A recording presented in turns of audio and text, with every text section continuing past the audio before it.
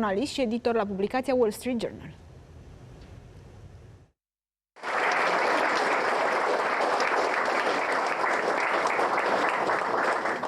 Mr. Kemp, you attended the summit in The Hague. Do you think that European leaders have resolved their tensions with President Trump? President Trump's an unusual president in our history, and he is insisting that Europe carry a defense burden that many American leaders have insisted upon before him. But he has a way of getting the point across. And so I think the Hague Summit had two excellent outcomes. And a month ago, you wouldn't have known that they would have both those outcomes. One of them was the 5% spending commitment, 3.5% for core defense, 1.5% for related defense. That's a massive increase from the 2% agreement. The other is a very clear commitment from the United States in the summit statement to Article 5. And to security guarantees for Europe. Why do you think the Trump administration pushed to limit references to Ukraine in the final statement? I think President Trump quite genuinely wants to end wars. It's really who he is. He is a person who abhors the Afghan war, the Iraq war. He thinks other presidents sent Americans to their deaths in a situation where they weren't politically committed themselves enough, that it wasn't the right war.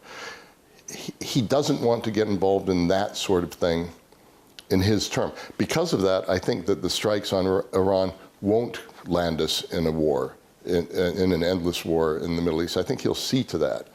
I think he truly wants to bring peace between Ukraine and Russia. He has thought the way to do that is to be more of an intermediary, to be fair-handed on one side or the other. Let's see if that works. Right now, I think President Putin is not negotiating seriously.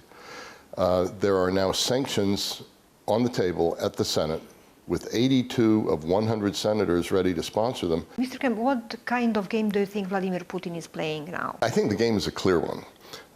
He knows that Western democracies are impatient. He knows that we lose our focus. And he's thinking that he can outlast us. He's thinking that over time, the United States will abandon Ukraine, that Europe, for all of its talk right now, won't really come through for Ukraine, and that Russia has the staying power. And ultimately, Ukraine will fall into his hands. That's what we have to prove wrong. Scenarios for Iran, Mr. Kemp. Future scenarios for Iran?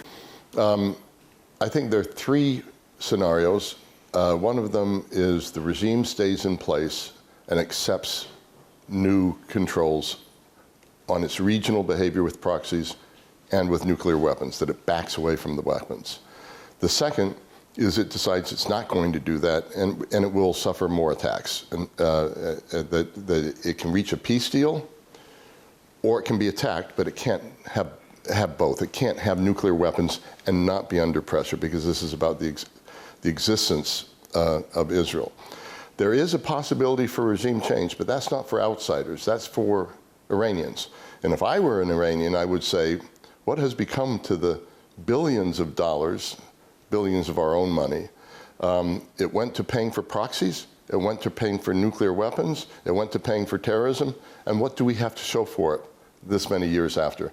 So I also think you're going to get more pressure inside Iran, not because the United States or anyone else wants regime change, but because the Iranian people have got to look at those that are leading them and wonder about whether they've been getting what they should get from their leadership.